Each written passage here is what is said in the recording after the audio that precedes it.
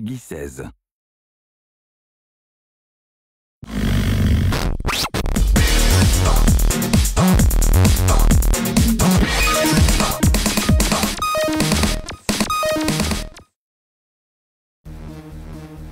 Alors que la Gamescom bat son plein, Need for Speed The Run continue sa course endiablée jusqu'à sa sortie officielle le 18 novembre prochain.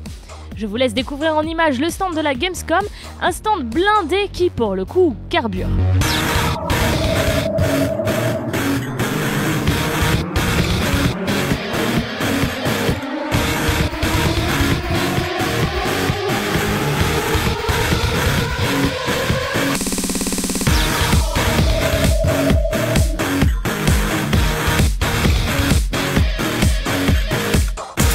Pour la première fois dans un Need for Speed, le jeu tourne autour d'une histoire avec un personnage plutôt sympathique. You play Jack, who is a guy with, let's just say, a sordid past. And the game starts and he's in a bit of a predicament, and really the only way he can get out of it is to enter this cross-country race across the United States and win the $25 million and basically settle some debts that if he doesn't do, he's not going to survive. So, pretty intense. As he's racing along, it's not just your standard kind of beat 8 people to the finish line. He's moving along, and we've got a variety of modes that really hype up and reinforce the drama inside of the game. Peux-tu nous donner quelques détails sur cette fameuse course San Francisco-New York? Well, you start in San Francisco, and you're going to race along, and you get to New York City first. You have to beat 200 other racers, and really. The cool thing about this game is that for the first time ever in Need for Speed history, we're actually in real-world locations. And the second part, which is really great, is that as a result of Frostbite 2, we're able to create this really robust, huge game that is reflective of basically the size of the United States. You know, we're able to create a ton of different variety of terrain.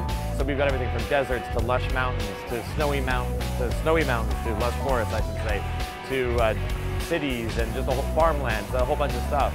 And you know, and through that, there's about 300 kilometers, so really big game. In fact, I think it's easily the biggest Need for Speed game with 3 times the track space of previous games. Vous nous avez fait découvrir un nouveau niveau ici à Cologne. Pouvons-nous en savoir un petit peu plus? At Gamescom here, we unveiled our new Avalanche level, and you know, at certain points in the game, we wanted to really create an epic Hollywood, big budget, Michael Bay sort of moment that people were like, ah!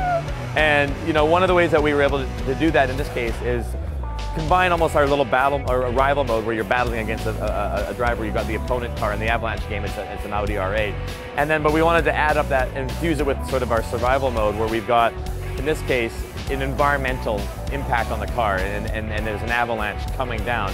You're sort of forced to enter this road that was closed due to blasting to set off the charges to trigger avalanches, and as you're racing along, the avalanches are coming around you. So not only do you have to try to beat a car, your opponent racer, you have to navigate through snow that's coming down and giant boulders that are falling. It's really intense, but really fun.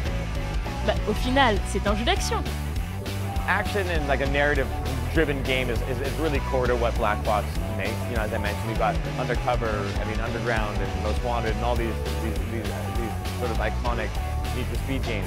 And what we want to do is sort of take that action and really kind of give a more modern take on it. Tell the story that we've always wanted to take and just even higher, really amp up the danger and just the intensity. So, you know, we've got the player always in the moment. As we're telling the story, you're in the story, you're living and you're feeling that danger. And it's really, and it's everything from autolog to just the way we're telling the story, to mountains coming down on you, to helicopters shooting at you, to battling opponents. I mean, it is truly an intense experience. Tons of fun.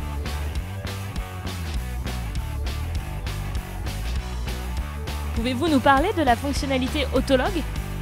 I mean, autolog is obviously something that is inherent and core to the Need for Speed experience. It started in Hot Pursuit and continued through Shift and now into Need for Speed The Run. And the great thing about autolog in The Run is, you know, in previous games it was always based around comparing your time against your friends on a particular track. Whereas this one, we actually baked it into the entire career.